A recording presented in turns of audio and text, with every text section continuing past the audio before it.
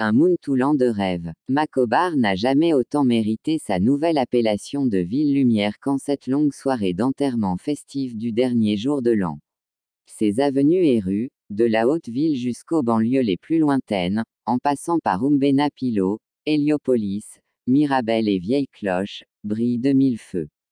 Maintenant à foison, les lumières naguère déficientes et très souvent absentes pendant de très longues heures, sont partout denses, du crépuscule au matin. Ce soir, elles donnent même l'impression d'avoir fait fondre l'épais brouillard qui enserre la capitale dans le froid nocturne, au grand bonheur des automobilistes et des éternels fêtards en goguette. Des torrents de guirlandes et de lampions dégoulinent des immeubles, des devantures des magasins, des lampadaires et des filins suspendus au-dessus de presque toutes les voies passantes. Lumineux et scintillants, ils inondent et éclaboussent de brillance la ville qu'ils ont fini par transformer en un gigantesque arbre de Noël. Le cœur et l'esprit tout à la fête, Macobar transpire de tous ses pores en feu, son bonheur de vivre, dans l'opulence de ce temps devenu beaucoup plus heureux que par le passé. Dans les sombres et sinistres années de braise, la pauvreté était la dure épreuve que les Macobarais partageaient le plus avec le commun de leurs concitoyens de l'intérieur. Mais ils n'avaient jamais mis en veilleuse leur joie d'être. Même si les moyens existentiels faisaient très largement défaut au plus grand nombre, ils n'en croquaient pas moins la vie à pleines dents. Voilà que la roue a tourné en leur faveur. En notre faveur, le Muntouland a du pétrole. D'immenses réserves d'hydrocarbures nichées dans les abysses, dans les fonds marins au large de Macobar et de Ramota.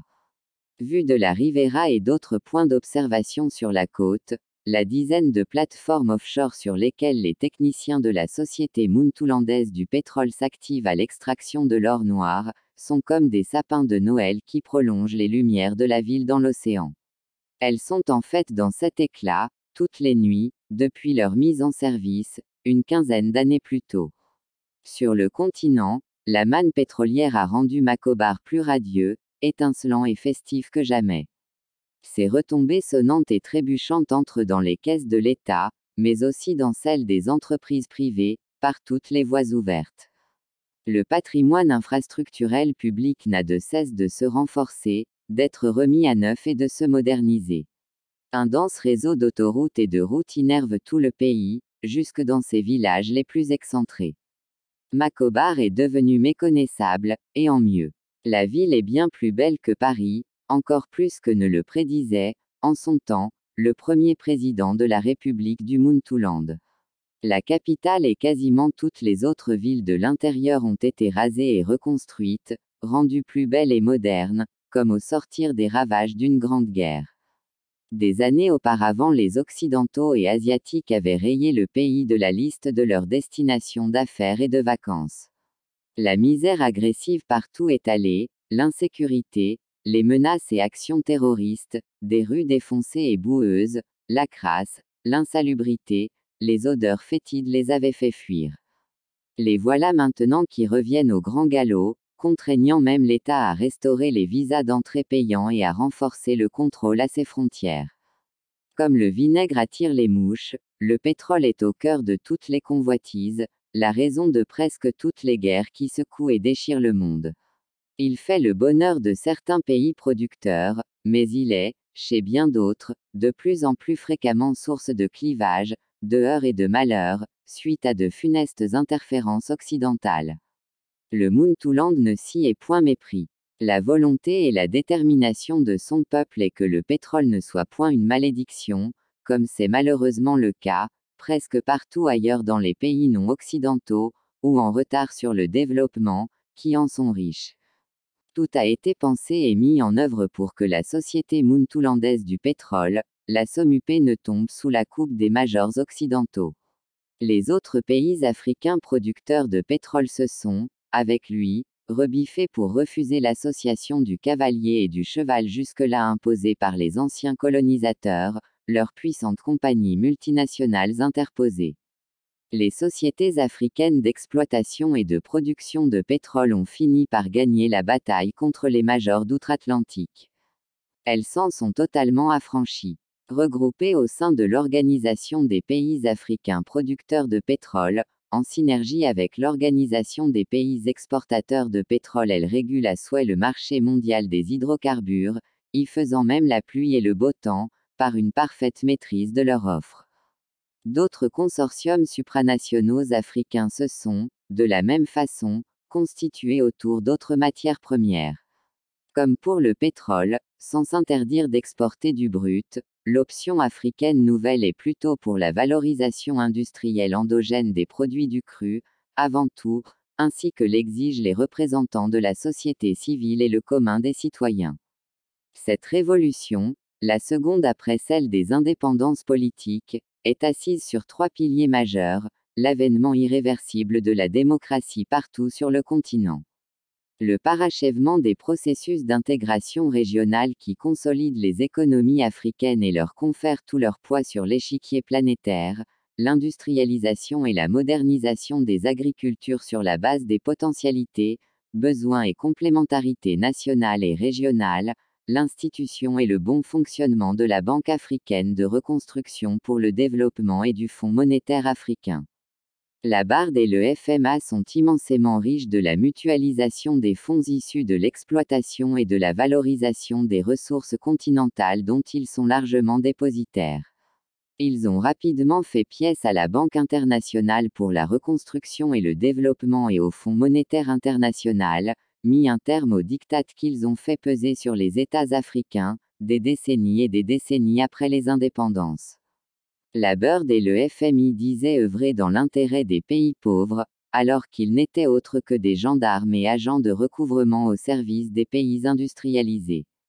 Ils les avaient, en effet, créés de toutes pièces, au lendemain de la Seconde Guerre mondiale, d'abord pour leur reconstruction et la remise en ordre du système capitaliste, et ensuite pour le maintien de leur domination et système d'exploitation sur les pays colonisés, futurs pays en développement, pauvres très endettés, en quête d'émergence. Ainsi donc, les longues et éprouvantes pannes d'électricité qui assombrissaient dangereusement les nuits muntoulandaises, à toute heure, plombaient le fonctionnement des administrations, des entreprises et l'ardeur des travailleurs ne sont plus qu'un lointain et mauvais souvenir. L'énergie produite par des générateurs ultramodernes, à partir des hydrocarbures du cru et de deux gigantesques barrages sur le Lumbabwo, mais également de centrales photovoltaïques et éoliennes, suffit si largement aux besoins du Muntouland, que le surplus est exporté vers les pays voisins, par le canal du réseau régional interconnecté. L'énergie a été rendue disponible partout et à bas coût. Il en est de même des autres facteurs de production et de services que sont l'eau et les communications. Les compétences exilées et qui se sont bonifiées en Europe, aux États-Unis, au Japon et en Chine, dans divers domaines, dont celui des technologies de pointe, ont largement répondu à l'appel de la nation. Elles sont venues renforcer la force des nombreux jeunes, diplômés ou non, restés à demeure et qui n'ont jamais exigé autre chose qu'un travail décent et digne. Cette dynamique a très positivement été accueillie par les marchés financiers, comme en attestent les flux d'investissements internes et d'origine étrangère. Ils ont massivement pris la direction des industries lourdes et de transformation, de l'agriculture, des télécommunications, des services connexes et du commerce en tout genre. Les activités économiques s'en sont trouvées dopées à fond. Et l'argent coule à flot vert et hors des poches du commun des Muntoulandais. Dans la fonction publique et les entreprises privées, les salaires ont partout été multipliés, au moins par 3, au cours de ces 5 dernières années.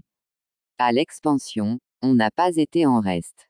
Non seulement beaucoup de nouveaux journalistes et de cadres administratifs ont été recrutés ou régularisés, mais encore les primes et autres avantages naguère parcimonieusement octroyés à la discrétion sectaire du précédent directeur général, ont été généralisés et rehaussés en même temps que les salaires. Tout cela représente beaucoup d'argent. Mais l'expansion peut bien se le permettre. En droit, parce qu'il s'est agi de réparer une trop vieille injustice en défaveur de la majorité de ses employés. Et, financièrement, car le journal bénéficie d'un surcroît de moyens résultant de la forte augmentation de ses ventes au numéro et à l'abonnement, de revenus publicitaires beaucoup plus consistants que par le passé récent et d'un mode de recouvrement plus rationnel et efficient. La presse est, à mon avis, bien meilleur baromètre que le bâtiment. Quand la presse va tout va, devrait-on dire. Mon nouveau standing en atteste. Promu grand reporter avec en prime un salaire inespéré, j'ai reconstruit et embelli ma maison. Je suis tous les jours en admiration devant les meubles importés d'Europe qui l'agrémentent au rez-de-chaussée et à l'étage. Même si les enseignants du service public ont rompu avec leurs grèves intempestives, j'ai choisi d'amener les enfants poursuivre leurs études dans un établissement privé qui a une excellente cote en raison des résultats à son actif. Chantal Bata, mon épouse est plus ravissante que jamais, dans les superbes robes et bijoux que je lui ramène de mes missions à l'étranger devenues plus fréquentes, après le succès retentissant de celles que j'avais effectuées, localement au Canada. Ce soir, je ne me suis pas privé. Après le traditionnel mais non moins grandiose feu d'artifice donné sur la place des grands hommes, j'ai amené toute la famille dîner à la Tour d'Ivoire, le plus chic et sélect grand restaurant de Macobar. On s'est régalé. J'ai dansé jusque tard avec Chantal, sous le tendre regard des enfants, jusqu'à ce que, gagnés par le sommeil, ils ont demandé à rentrer, non sans emporter les gâteaux au chocolat commandés en dernier. Raoul Coléa, Raoul, réveille-toi enfin. Cela fait 1 heure que j'essaie de te sortir du lit.